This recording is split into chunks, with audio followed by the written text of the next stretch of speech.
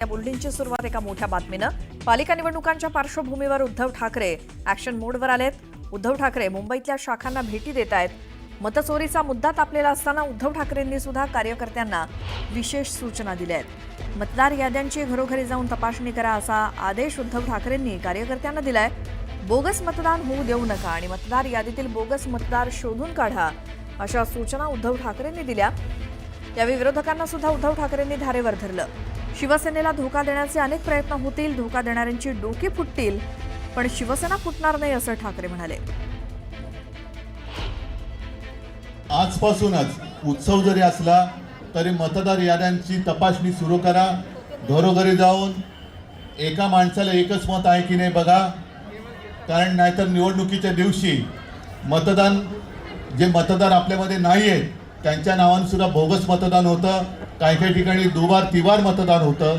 तर आता डोळ्यामध्ये तेल घालून घरोघरी मतदार यादी चेक करा आणि मतचोरी जी गेल्या निवडणुकीत झाली, लोकसभेनंतर विधानसभेत जवळपास 40-42 लाख मतदार आपल्या महाराष्ट्रात वाढवले गेले, घुसवले गेले. हे घुसलेले कोण आहेत ते बघा आणि त्यांना मतदान करू देऊ नका. सतत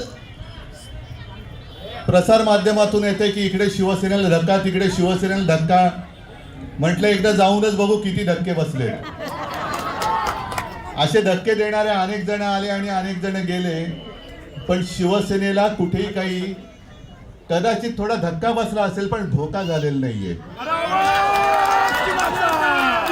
अनेकाने अनेक प्रयत्न केले, धोके देण्याचे प्रयत्न यानंतर सुद्धा होतील, पण जोपर्यंत तुमची तटबंदी मजबूत आहे तोपर्यंत धक्का आणि धोके देणाऱ्यांची डोकी फुटतील, पण शिवसेना फुटणार नाही. शाखा म्हणजे तुम्ही सगळे असं म्हणा पाहिजे तर ही माझी कौटुंबिक भेट आहे. नुसतं शाखा भेटीसाठी आलो तर एवढी गर्दी झाली. जाहीर सभेला किती होईल? अर्थात आपण दसऱ्याला शिवाजी पार्कला भेटणारच आहोत. आणखी एक महत्त्वाची बातमी ती म्हणजे राज ठाकरेंच्या घरी 1.5 दिवसांच्या गणपतीची प्रतिष्ठापना होते. या गणपतीच्या दर्शनासाठी राज ठाकरेंनी फोन करून उद्धव ठाकरेंना निमंत्रण दिलं. या निमित्तानं उद्धव ठाकरे पहिल्यांदाच राज ठाकरेंच्या शिवतीर्थ या निवासस्थानी जाणार आहेत.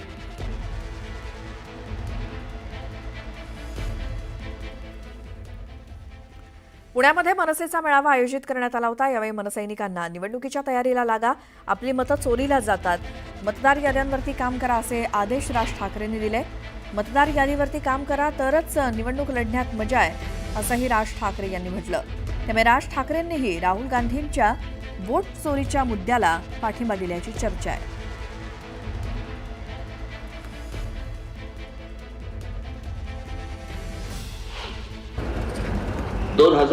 साधारणपणे 16-17 पासून तुम्हाला आठवत असेल तर या मतदानामध्ये काहीतरी गडबड आहे तेव्हापासून मी बोलतोय. बरोबर? या सगळ्या गोष्टींसाठी पण मी शरद पवारांना भेटलो, सोनिया गांधींना भेटलो, ममता बॅनर्जींना भेटलो. इथे महाराष्ट्रामध्ये सगळेजण माझ्याबरोबर आले, पत्रकार परिषद झाल्या. बरोबर आहे? ऐकायला कच खाल्ली सगळ्यांनी. मी त्याच वेळेला सांगत होतो या लोकांना, लोकसभेला तुम्ही निवडणुकीवरती बहिष्कार टाका, ही जागतिक बातमी होईल. बाहेरच्या देशांमधनं ज्या वेळेला प्रेशर्स यायला सुरुवात होतात त्यावेळेला त्यांचे डोळे उघडतील, तोपर्यंत डोळे उघडणार नाही. हे तेव्हा आपण बोलवतो, आठवतं तुम्हाला? बरोबर आहे? आता ते राहुल गांधींनी सगळं बाहेर काढलं परत प्रकरण. मी तेव्हापासून सांगतोय की आपल्याला मतदान होत नाहीये हे तुम्ही समजू नका. मतांमध्ये गडबड आहे, आपली मतं चोरली जात आहेत, बलकी आत्मे टाकली जात आहेत आणि तुम्हाला सतत पराभवाला सामोरं जावं लागतंय. तुम्हाला जर असं वाटत असेल की लोकांनी आपल्याला मतदान केलं नाही, झूट आहे. आपल्या लोकांनी मतदान केलंय, परंतु ते आपल्यापर्यंत पोहोचलं नाही. हे मी त्या दिवशी शिवतीर्थावरतीच्या भाषणामध्ये पण बोललो होतो. आणि ह्या मतांची ही सगळी चोरी करत करत करत आजपर्यंत हे सगळे सत्तेवरती आहेत. तुम्ही मला सांगा, आताच्या विधानसभेच्या निवडणुका झाल्या, भाजप किती? 132. बरोबर? शिंदे किती? 56. आणि अजित पवार किती? 48 ना, किती? 42. बरोबर आहे? टोटल किती झाली त्याची सगळ्याची मिळून? काहीतरी किती झाली? 232. 932च्या आसपास, बरोबर आहे.